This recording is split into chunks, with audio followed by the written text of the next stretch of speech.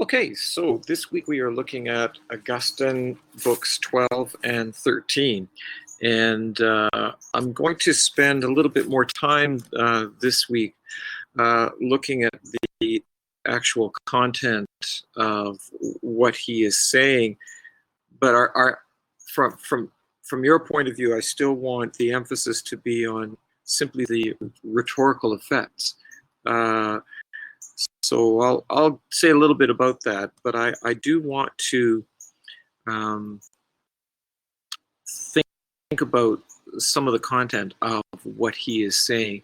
And one of the things that I want to draw your attention to, we encounter right at the start of book 12, and that is the distinction that he makes between the outer man and the inner man. And what I want you most to take away from this is his desire to keep the outer man, to pull it along. He is interested in thinking about the faculties of the inner man, or the inner being of a person, but he wants to access that in a way that builds upon our experience in the world.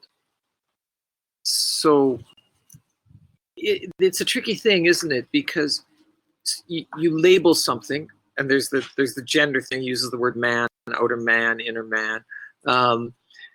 But even apart from that, the idea of making distinctions seems to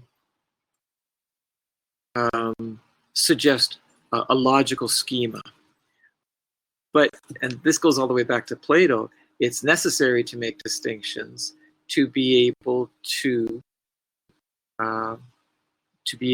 pursue an argument, to be able to develop a thought, or even to use I just used the word argument, to inhabit a particular understanding of reality. So we can't be thrown off. Got a little windstorm happening right here, but I'm gonna keep going. The leaves are coming down all around me, but I'm gonna keep going even as I'm encountering this wind. We can't be put off by those distinctions, nor can we assume that they immediately imply a dualism, because that's the very thing that Augustine is working against here. And I just want you to notice that even at the outset here. So this is book 12, chapter 1, part 1. Well, now, let us see where the boundary line, so to speak, between the outer and the inner man is placed. Okay, so he's aware, and he wants to create this boundary. And now, what I want you to notice is what he includes in the outer man. Since the outer man, we mean not the body alone, but also its own peculiar kind of life, from which the structure of the body and all the senses derive their vigor, and by which they are equipped to perceive external things. And we are still concerned with something pertaining to the outer man when the images of things that have already been perceived and have been fixed in our memory are again seen through recollection. Well, that sounds like a process of interiority to me, right? It's the work of memory. It's the process. It's the process of thought. So what I want you to be aware of is a crass dualism, or a crass either-or kind of thinking that doesn't really apply to Augustine.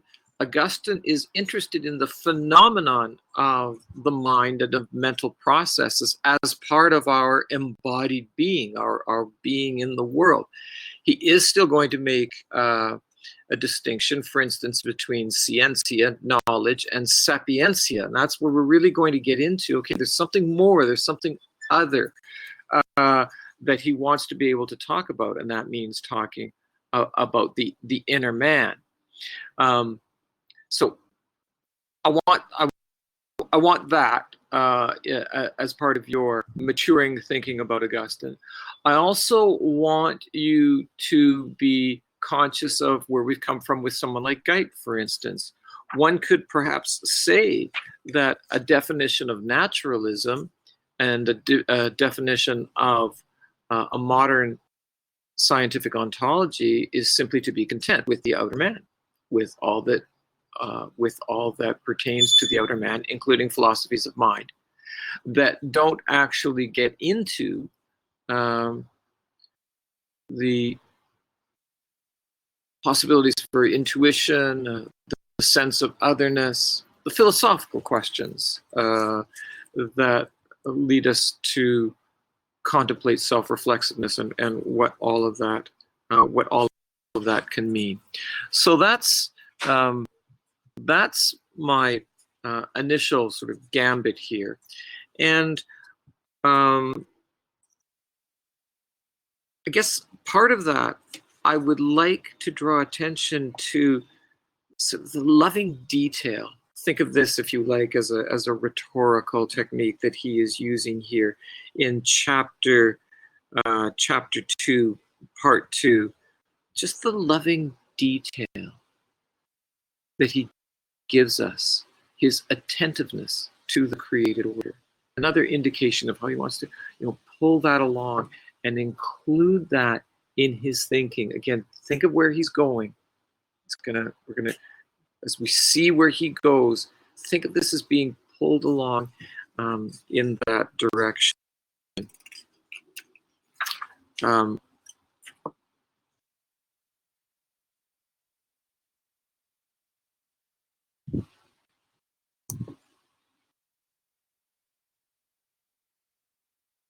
I still see that going on in chapter 3, part 3.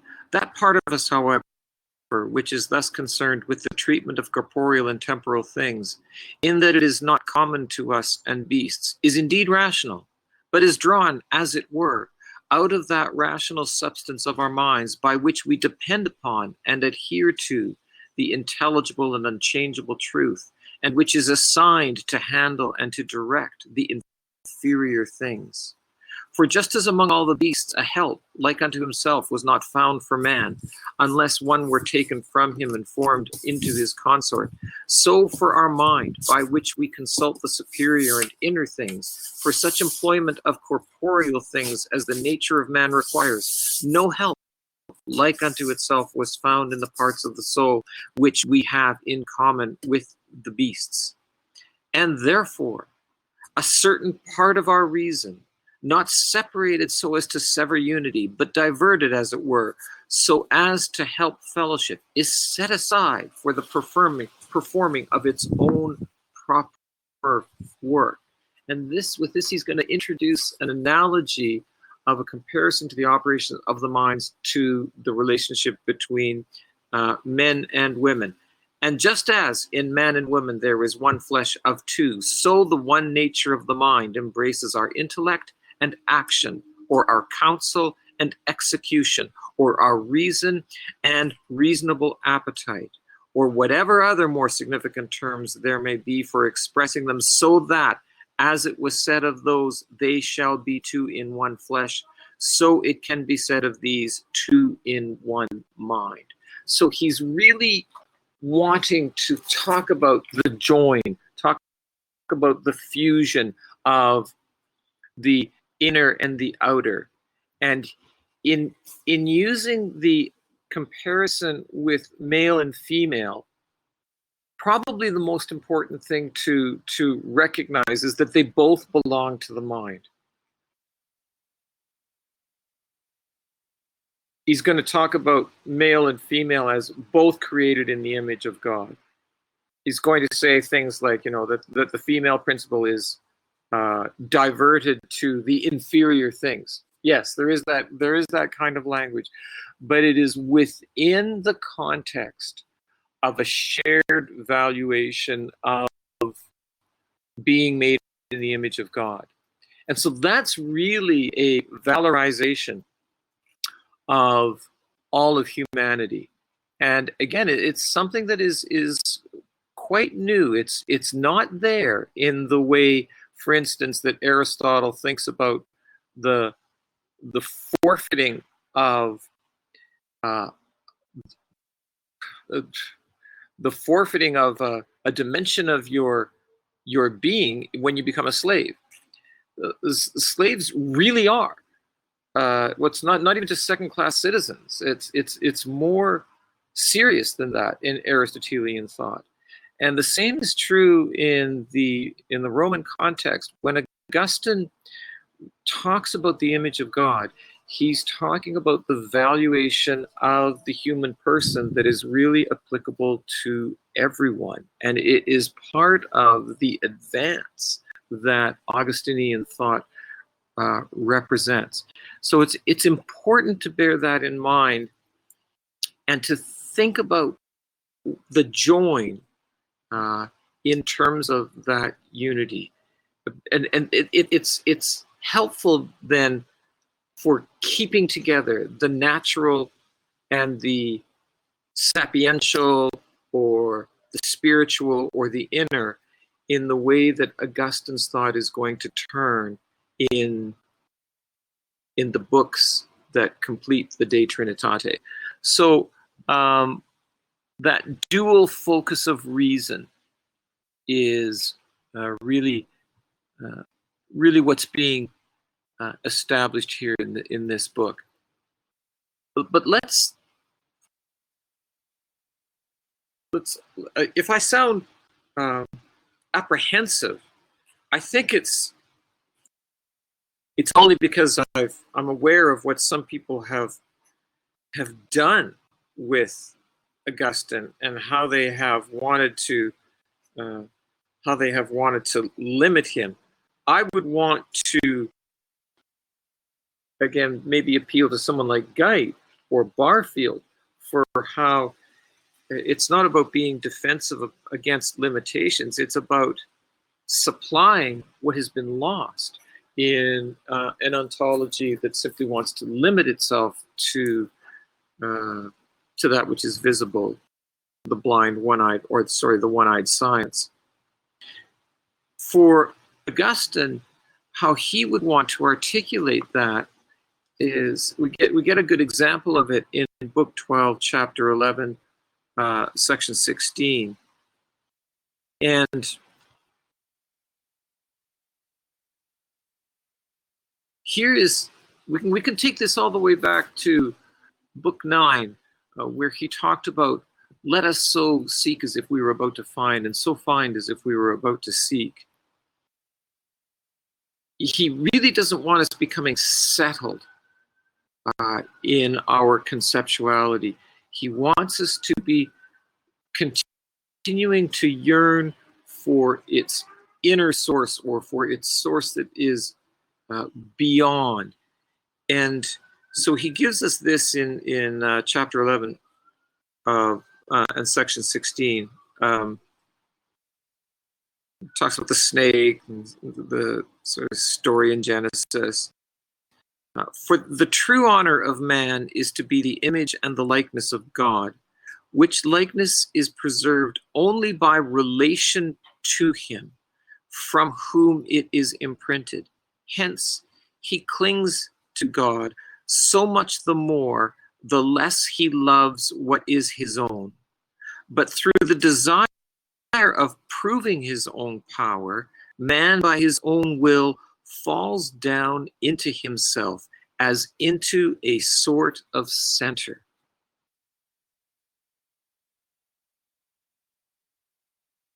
Notice the word proving in there. Notice the idea that we can have a tendency, so Augustine is anticipating modernity here. We can have a tendency to be satisfied with that which is available at hand, that which seduces us with its external appearances, that which we think we can know and control and manipulate. It's what gives us power. It's a little like the demonic technologization notion that Plato is concerned about. through the desire of proving his own power, of showing his ability to control his circumstances. Man by his own will falls down into himself, into a sort of center. But for Augustine, when we are thinking properly about reality, and when we are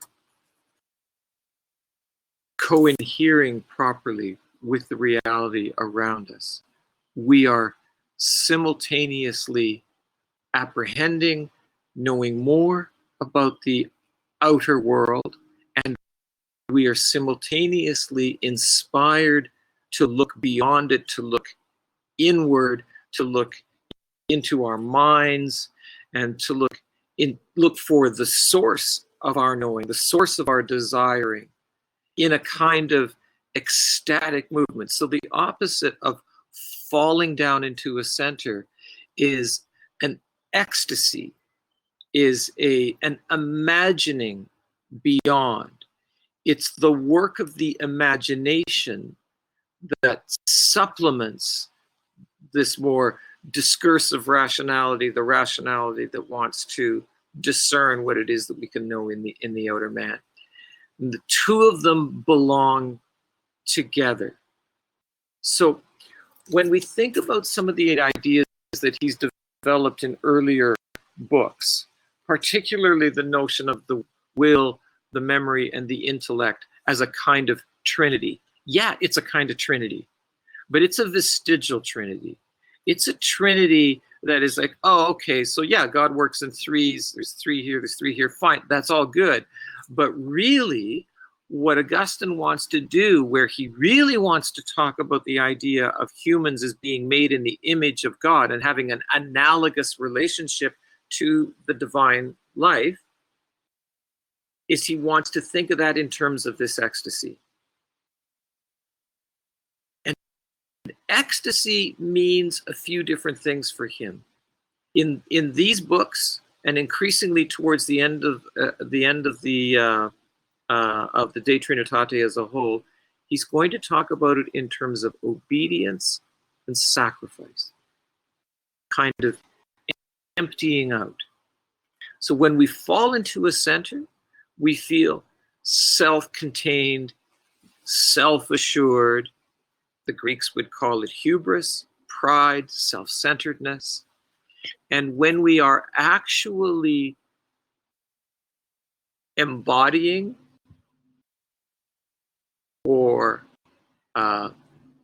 giving evidence of our true being, we are moving outside of ourselves. We are given to an ecstatic relationship with others, with the world around us, and ultimately with the God who created us. That's where Augustine is taking us.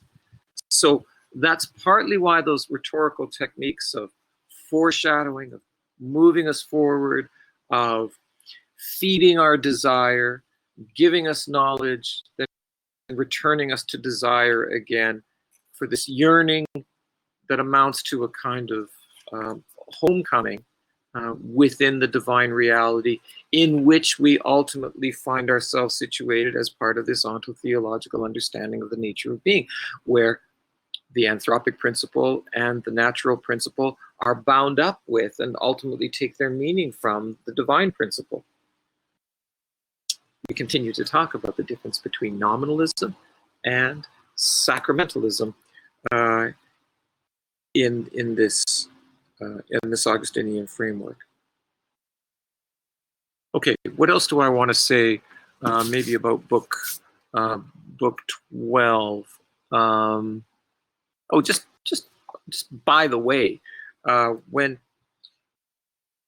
Augustine is speaking against falling into a sort of center, we might want to remember the famous line from William Butler Yeats about the center cannot hold. Indeed, the center was never meant to hold. And what Yeats is really articulating in that early 20th century poem is another manifestation of dissatisfaction with modernity. Things fall apart. The center cannot hold. That's That's Augustine. It's not, religious rigidity that is about kind of hanging on to things. Yes, that can happen with any system. You can get fundamentalism in any system, and, absolutely in religious systems, but they're not unique in that. And that's not what Augustine wants. We cannot caricature him as dishing up something that we have outgrown, right? Because we've outgrown religion. That in itself is to kind of subscribe to a modernist narrative that is itself problematic. Let me just, in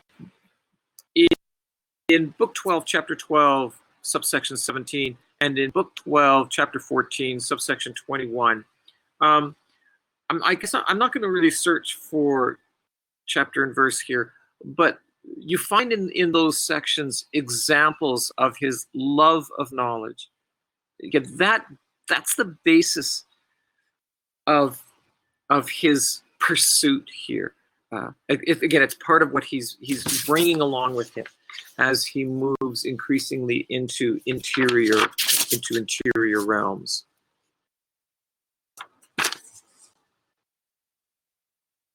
You see the same thing going on, and I think I like to see books 12 and 13 paired. Rhetorically, that pairing works very effectively because he's taking his time to really diffuse the outer and the inner, right? So on a very large scale, he's doing something rhetorical. Remember, rhetoric doesn't just apply to words and little phrases. It's the whole way that you structure your argument. It's the way that you present the whole of something. So here on a pretty large scale, you can see him doing that. When he moves to book 13, he starts by saying, reminding us of the relationship between temporal things, distinguishing and yet holding them together.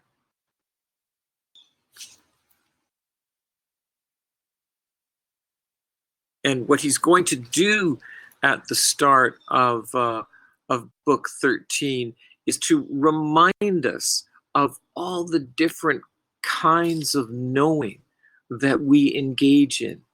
Again, he's not just giving us interiority, but he's aware of the phenomenon of the mind and wanting to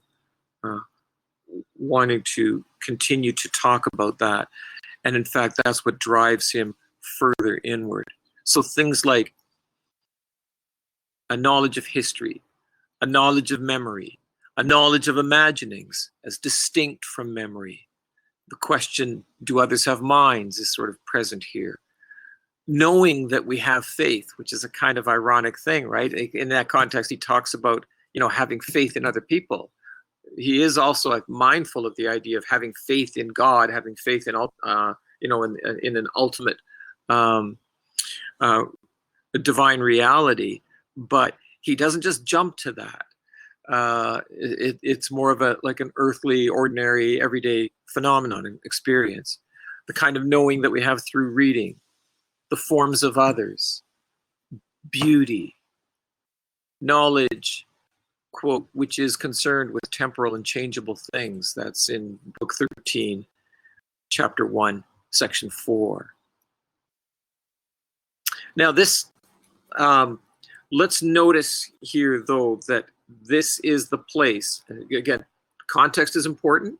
He's making that bridge from the outer to the inner, to the more corporeal to the more mysterious. And it's here that he returns to the idea of the word. He has set up the notion of the inner word. We drew attention to that in books 8 and 9 already. And now he's going to come back to it. And he does so by quoting at length a almost looks like I'm in a wedding with the leaves falling. I wanted, I was going to sit the other way today because I wanted you to see this this tree, which is just so gorgeous. But when I sat, it was like it was white with light, and what didn't make a very good background. But I want to see if I can give you this picture or this scene. So I'm just going to try to do this. I want to make sure that my papers don't all disappear here. But let me just turn this around just so that you can see this absolutely gorgeous, gorgeous tree. I don't know if it's gonna work for you. No, it looks like it's just white light. I have this beautiful tree which is already turning very yellow in this time of season. But I don't think that's, maybe you can just kind of see. But anyway, all right, let's carry on. All right, sorry about that. Oh, we didn't make it nauseous. Okay, here he introduces a very long scriptural passage. Again, he's not proof texting. He's inviting his reader to inhabit a rhetorical description of reality. And he is imagining his own way into this reality. And it's that act of imagining that is going to lead him to ponder the notion of an inner word. So this passage, this is 13, chapter 1, section 2, where he has a long quotation from the book of John, gives the reference there, John chapter 1, verses 1 to 14, is the basis for this reflection. So what he does here is he introduces the notion of Christ as the Word. So Christ is the second person of the Trinity. Christ is fully God, but he is also fully human. So there's a connection. There's the movement across these two realms. And it's that's going to be his motivation and his way of explaining how the outer and the inner man are connected, and how it is that we can have confidence that we can go from the outer reality, which seduces us, and which think, well, let's just stay here because I'm confident that I know this, can take us from that to the inner man, so that for him, we actually need to think about to justify that we actually do know something, because he's saying, and this is think of Gadamer here too, that we don't actually just know with reference to realities themselves. So that's sort of his move already in drawing in a quotation. And what I'll also draw your attention to in this book is that from book 13, chapter 9, section 12, through to 13, 18, 23, we get various references to John 1 and to the Word in the context of him unfolding the narrative of the gospel story. So again, he is further inviting us to inhabit this narrative. And it includes the notion in chapter 17, section 22, and chapter 18, section 22, the notion of the Word made flesh. And in that context, too, because Jesus, as the second person of the Trinity, comes down from heaven and is made flesh, he does that as an act of obedience to the Father and as an act of sacrifice. And Augustine is going to want these notions of obedience and sacrifice in the way that he talks about what a word is, and why it is so difficult for us to think accurately about the word, because we can't pin it down. We want something univocal. We can't get that. So we think that language is conventional or equivocal, but he wants to account for this quality of obedience, self-giving, self-sacrifice, which is kind of self-denial, right? An absence in our presence that is part of the phenomenon of what a word is and what it means to know something.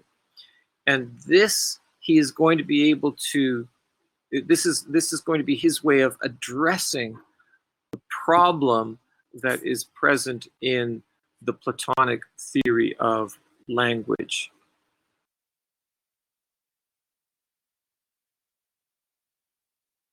He is aware in Book 13, Chapter 19, Section 24, that he's still talking about knowledge. He hasn't yet arrived at a consideration of wisdom. He's building suspense, building on the context. At the same time, he says in 13, 19, 24, near the bottom, that Christ is our knowledge. So if Christ is the combination between, God and humanity, Christ is simultaneously the connection between knowledge and wisdom. There's also, I think, a sense of realism in this, and this, I think, is a word for all students, whether or not you take on board the notion of sin. Whatever, call it imperfection, call it what you will, call it screwing up, call it, bombing the midterm, whatever you like. In 13, 20, 26, and again, this is like in Book 12, Chapter 10, Section 15, he talks about how no one pursues this subject matter without sinning from time to time. In other words, it's impossible, well, sure, let's just run with that. It's impossible for humans to achieve an appropriately ecstatic state that allows them to think these things properly and consistently in a way where they are continually inhabiting the narrative that he would like us to kind of belong to, and in which he would hope that we would find our being. We all do have that tendency to fall into a center, as it were, to cling to things, to conceptualize, to settle for that which is early.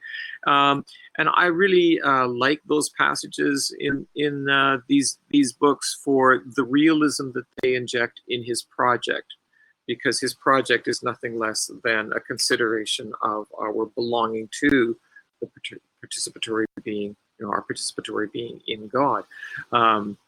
So I think that's the note on which I will leave you. Yeah, that's good enough for reflection on books 12 and 13.